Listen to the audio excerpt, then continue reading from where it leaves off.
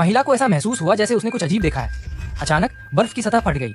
उत्सुक होकर वह देखना चाहती थी कि क्या हो रहा है। अगले ही पल एक विशाल राक्षस बर्फ से बाहर निकला और उसे निगल लिया। साथ ही जो इस बात से अनजान थी, उसने कुछ बार ड्रिल नहीं की थी इससे पहले कि उसके पैर रतारों में उलझ गए। राक्षस ने उसे और ड्रिल को खींचकर दूर ले गया। साथ ही जियानजुआंग उसे बचाने के लिए ऊपर जाना चाहती थी, लेकिन तब तक बहुत देर हो चुकी थी। फिर वह विशालकाय राक्षस फिर से भूमिगत गोता लगाते हुए शिकार की ओर भागा। जब वह करीब आया तो उसने ड्रिल किया और सीधे आदमी को उठा लिया और सैकड़ों मीटर ऊपर उड़ गई। जल्द ही वह राक्षस का चीनी भोजन बन गई। 2 साल बाद फोबरा जल्दी से आई, लेकिन इससे पहले एक ही वह जांच कर पाती।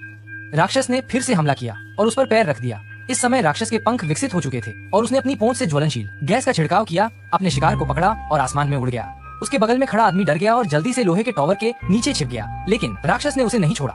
हवा में चक्कर लगाने के बाद वह टॉवर के शीर्ष पर उतरा, अपने विशाल पंख फैलाए और सिग्नल टॉवर को ध्वस्त कर दी या सभी संचार उपकरण नष्ट हो गए। फिर राक्षस नीचे झपटा और आदमी पर छिपकर हमला करने के लिए तैयार हो गया। संकट का क्षण बहुत भयंकर था।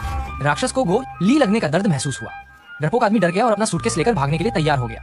हालांकि रोलर स्केटिंग की आवाज ने राक्षस को आकर्षित किया जो जमीन में दब सकता था। जयाओ ही दौड़कर आया और आदमी से कहा कि वह कोई आवाज न करे, क्योंकि राक्षस की आंखें नहीं था और वह केवल आवाज सुन सकता था लेकिन पहचान नहीं सकता था।